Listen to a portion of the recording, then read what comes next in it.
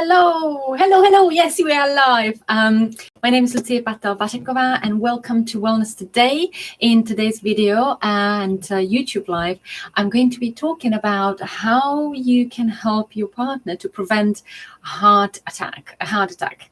So if this is something that runs in your family, or you see your friends that are kind of affected by a heart disease, then stay tuned. I'm going to give you 8 tips how you can improve your lifestyle, and 2 tips that your doctor will never tell you. So stay tuned if this is something of interest to you. There's a lot of value I'm going to share with you. But first of all, let's start with the statistic. And that's not looking pretty good either. So the heart disease is actually affecting 50% of men and 33% of women. That it's said that they will develop some sort of heart disease. Wow, that's pretty huge population, isn't it? And for some reason, it's more affecting men.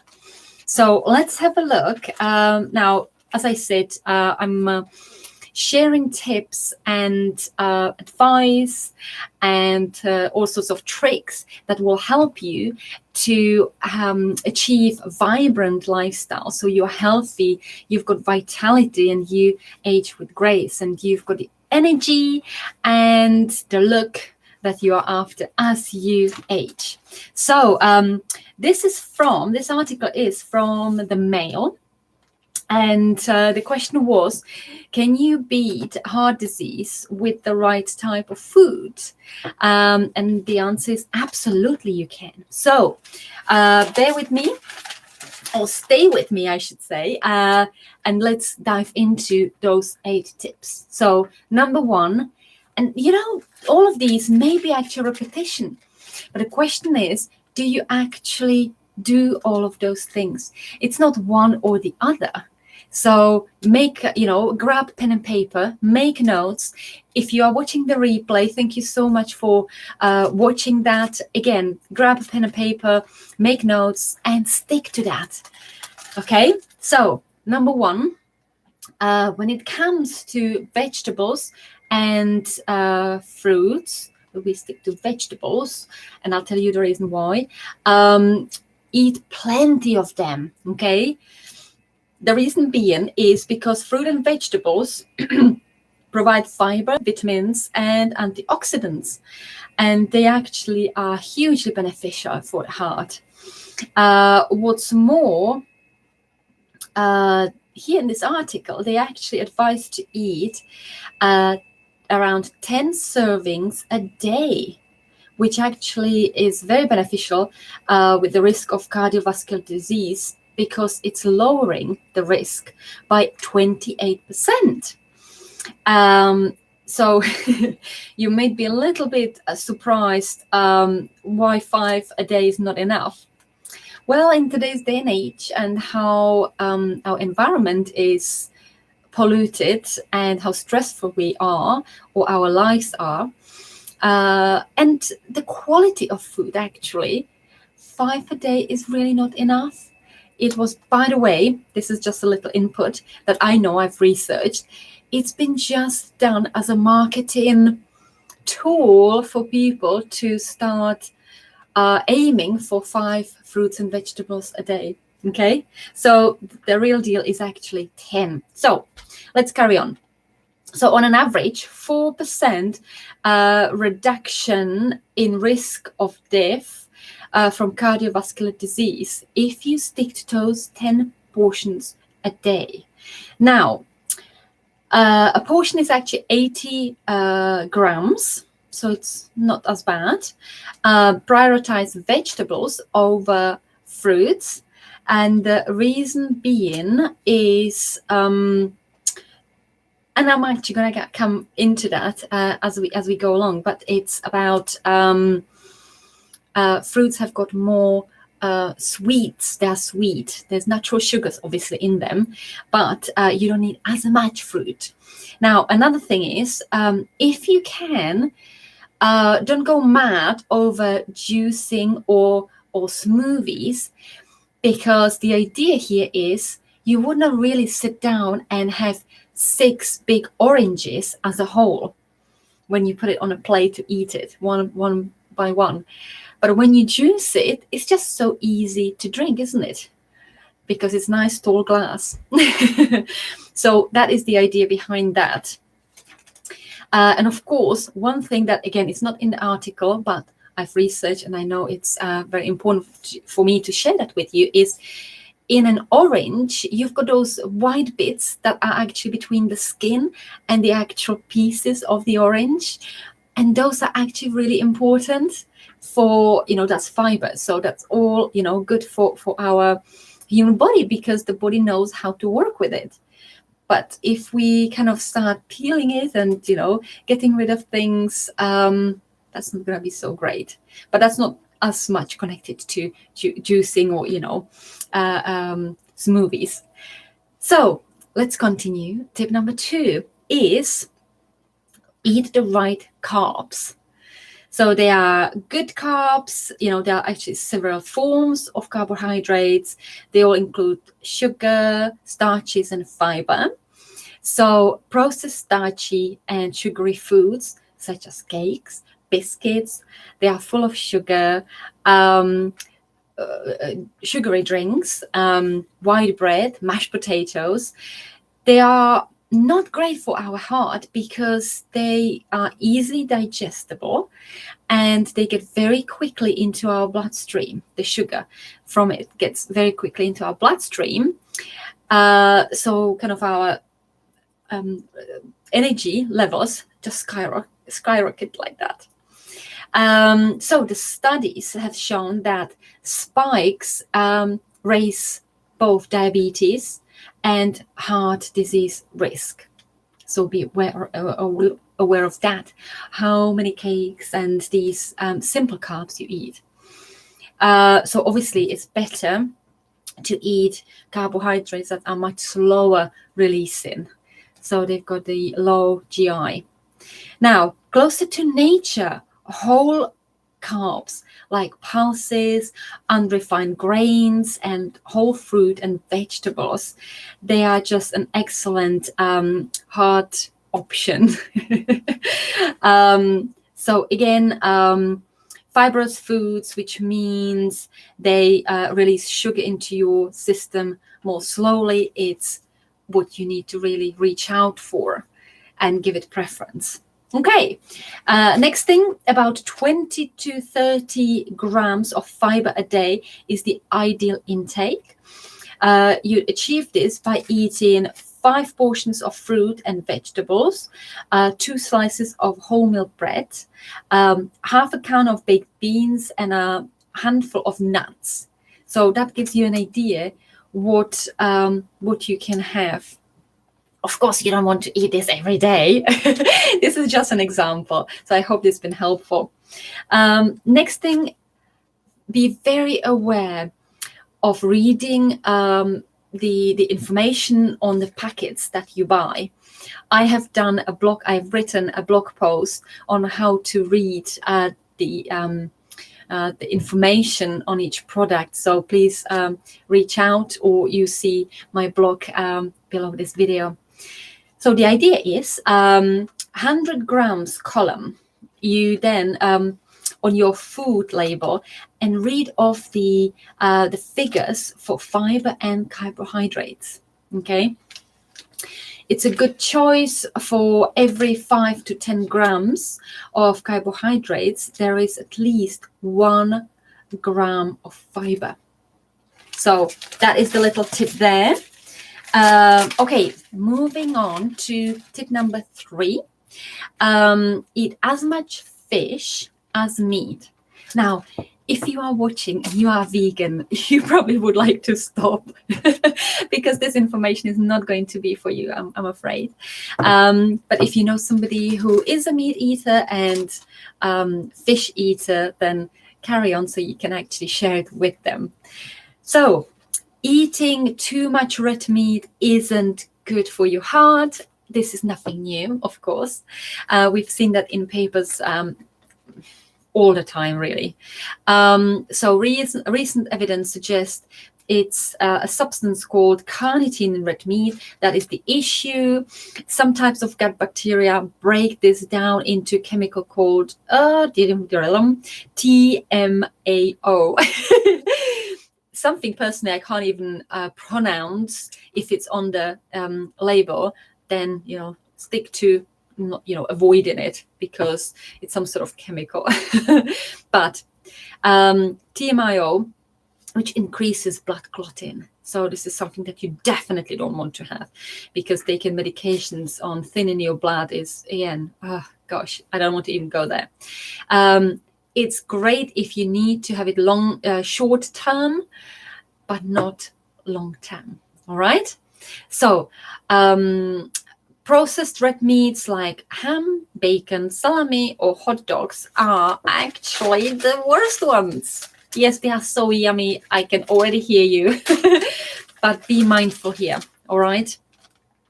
So it's likely that the high levels of salt and preservatives and saturated fats are really the problem here in these type of foods.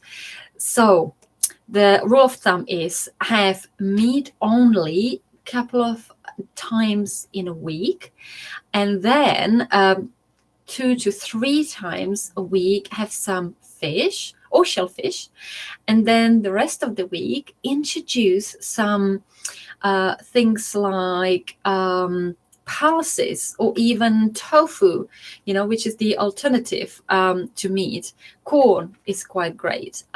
It's a very different taste, but you can season it and cook with it exactly the same way as you would do using meat.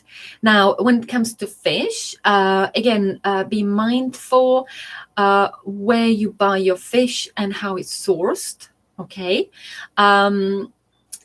I just a thought, I've just been to the zoo today with my son, and they actually were giving out little cards, and I actually posted below where to source or where to buy good quality fish that is sustainably sourced. Okay, so that is, again, very, very important for the planet. So I thought it would be important for me to share that with you. So when it comes to fish, of course, oily fish like salmon, mackerel, sardines, they are brilliant. Tuna fish, again. The reason here is the omega-3 is very helpful for the blood to flow through your body. So that's it for number 3. Let's move to tip number 4. And that is having a spoonful of good quality oil is, again, amazing. So why is that? You've got to watch cholesterol. Obviously, there's good and bad. So we want to really keep an eye on the bad ones and really not eat as much of that. So that's your kind of vegetable oils and stuff like that. So having things like olive oil, or you might have come across seeded blends of oils like Udo's Choice. I know Holland & Barrett, they are making some as well. There are some actually I can definitely recommend.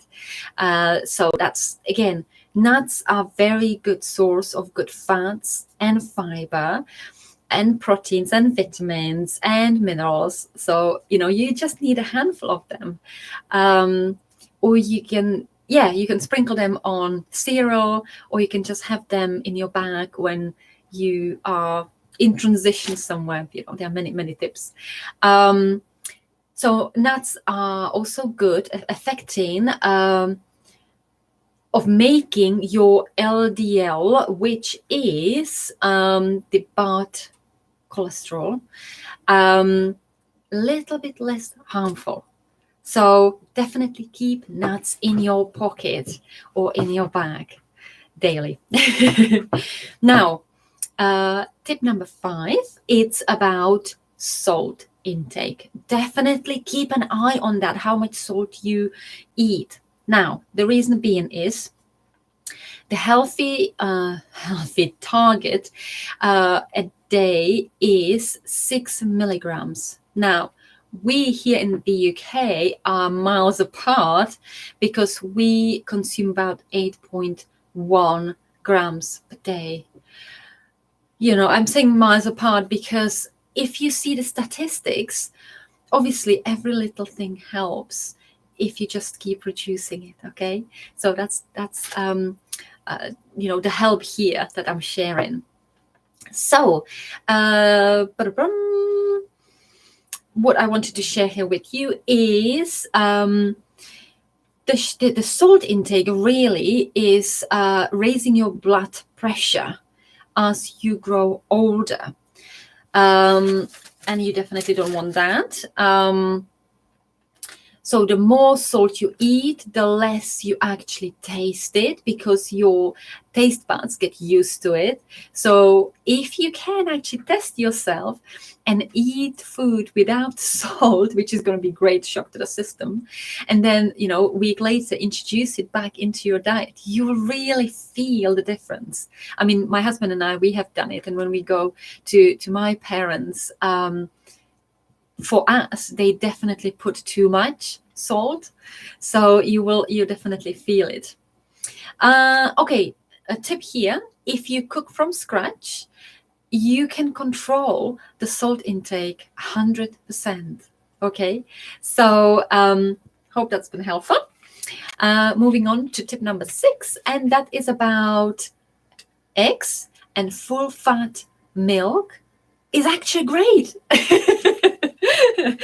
You know, I know there's been so much about this topic, but the more natural it is, the better for you. The reason here is there's been a study done where about 130,000 people across 21 countries have had about 2 or more daily servings of milk or yogurt, and there were full fat versions, and they actually lowered the risk of heart disease by 22%. Okay, and what's more, 34% that lowered the risk of strokes, and 23% lowered the risk of actually dying from cardiovascular disease. Wow. I mean, how great is that? I mean, I've always chosen full fat cheese or yogurts. Milk, not so much, but again, that's my preference. I prefer non-dairy ones, but it just tastes so much better. And again, if you love cheese, the recommended dose is about matchbox size. So, you know, be mindful. Okay, yes, we love it, but it's just being mindful of the size. All right. Now, tip number 7 is be savvy about puddings. Now, this is an interesting thing here. Because in Greece and Turkey, again, that's been compared to what's happening here in the UK. They've got baklavas, which is super sweet, if you have ever tried it. In Italy, they've got the gelato, and these people actually historically have got the lowest rates of heart disease or heart attacks or strokes. So it's not really in the desserts. So what they do is the traditional Mediterranean diet is obviously very fresh. I mean, if you ever visited Spain, Italy, and so on, Greece, then you know it's completely different. It's just yummy. But here the key is the sugar is not dripped. Drip fed through drinks, biscuits, processed foods into the diet. So it doesn't actually, we are not, or rather we are here in the UK, bombarded with sugar. So the idea here is if you eat good quality food and then you've got little dessert afterwards, your digestive system is already slow, so you actually it doesn't harm you as much, if that makes sense. So yes, again, be mindful what kind of desserts you are eating, what quantities, and how often, and that all accumulates. Okay, here these tips I'm actually giving you is about accumulation, all right, because it's all compounding. Our habits compound on a weekly, monthly, annually, in an annual way, and then there is that whether we will actually get a stroke or get a heart attack or not. Okay, it's quite simple. So the last tip before I go into my 2 special tips that your doctors don't tell you, so stay still tuned. It's about wine and alcohol. So there's been an interesting study that's been published, and it's mainly for those who enjoy a little bit of wine with a meal. Now, there's been a review of alcohol risk published in September 2018, so this is quite new study, and they confirmed a reduced risk of angina and heart attacks in people enjoying 1 drink a day. Unfortunately, they also found higher risks for hypertension, strokes, arrhythmia, cancer, and infections at any level of alcohol. And no alcoholic drinks daily minimize the overall risk to your health. And also, it doesn't matter what type of wine you drink. It really didn't make any difference in this study.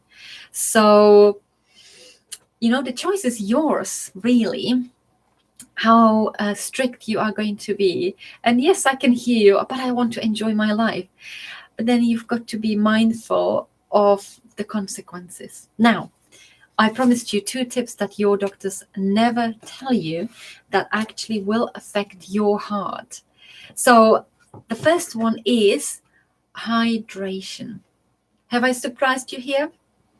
You are actually dehydrated, and most people that we meet on the street are actually chronically dehydrated. How I know that? Because I would highly recommend you, if you don't believe me, to read this wonderful book called Your Body's Many Cries for Water by Padmahanji, MD. And there's specifically a section on heart disease, heart attacks. And it's about 10 pages long. So it's not as big. I'm not going to go into details because I want you to do a little bit of homework, but it's amazing how dehydration affects our body. So the idea is also what he's written on the top front page. You are not sick. You are thirsty.